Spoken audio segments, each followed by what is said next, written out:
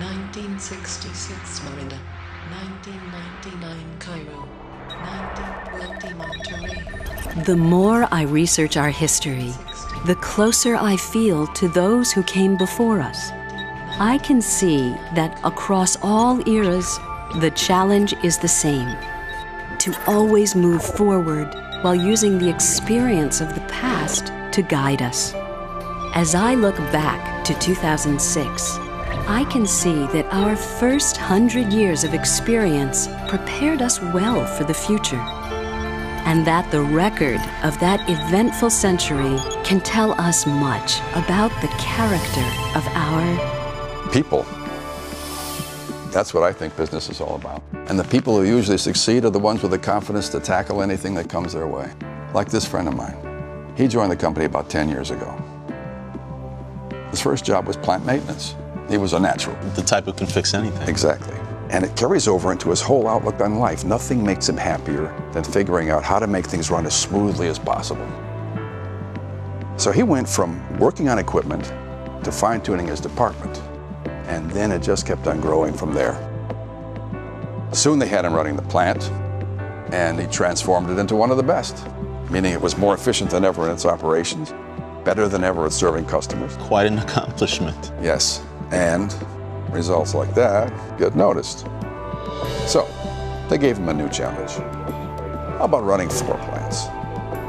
And by the way, these 4 plants are halfway around the world, in a country he'd never been to, with a language he didn't speak, and a culture he didn't know. A recipe for disaster. But that's not the way he saw it. He looked at it like a new challenge. He adapted to the circumstances, kept an open mind, adopted the things that were working well, applied a few of the tried and true methods, introduced a few ideas of his own. Quite a balancing act. Yes. Big undertaking, bold step. But it's paying off for him and for the company.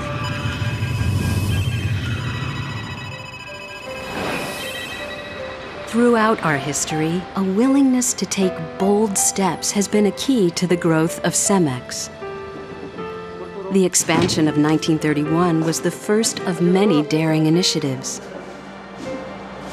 But the founding of the company 25 years earlier was itself a bold step, entirely in keeping with the enterprising spirit of the times. It was a new century. Ideas were flying everywhere, machines too. There was considerable excitement about the first airplane flight in 1903. Soon, voices and music also were flying through the air. That was in 1906, the year we built our very first plant. What kind of people were they, these visionaries, who pioneered this enterprise that now spans the globe?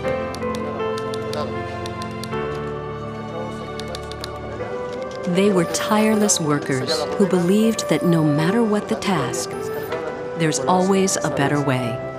Innovators who appreciated the power of machines, but who fully understood that it's the skill of the individual that counts. By 1931, our founders could be justifiably proud of all they'd accomplished. They looked forward to the future with confidence, a characteristic that emerges time and again in my research, and an absolute prerequisite for effective action. Action. I'm the type that likes to stay in motion. Well, in the late 80s, there was plenty of action right here at Cemex. That's when I joined the company. We were on the move. Couldn't always see around the next corner, but the future was out there in the wider world. We had to go there. There were risks, and still are, for sure. That's a constant in business. But we weren't exactly stumbling in the dark. Even then, we understood the importance of having the best people and the best tools. We started building new systems for communication and organization. The forerunners are the ones we use today. Then, as now, we always put the customer first. Set realistic goals, worked hard to reach them. By the time we moved into Europe, we'd become a major player in our industry. More important with every new step we were learning, both from our own experiences and from others. And And that openness to new ideas is one of the reasons we continue to grow. Into a global company with global obligations. True. And for a company like ours, that means responsibility towards people and communities around the world. You gain more by giving rather than taking. I think it's the same on a personal level. Always make the extra effort, go the extra step. Correct. And no matter how big you get, always conduct yourself properly, respecting yourself and others. You'll transcend every difficulty, rise to every challenge. And speaking of challenges, shall we tackle the job at hand? By all means, let's get to work. There is so much more to our story than a chronology of events, a litany of facts, quaint images from a distant past. It is by looking within ourselves that we get to know our company.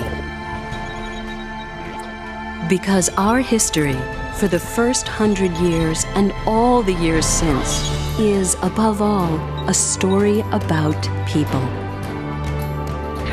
People working decade after decade toward a common purpose, to build a better future.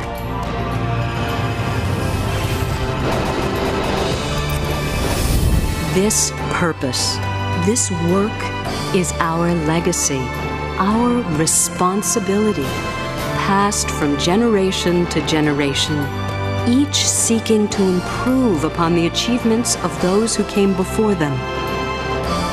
It is this continuum of shared intention, this uncompromising heritage of character, which guides us forward and shapes our destiny.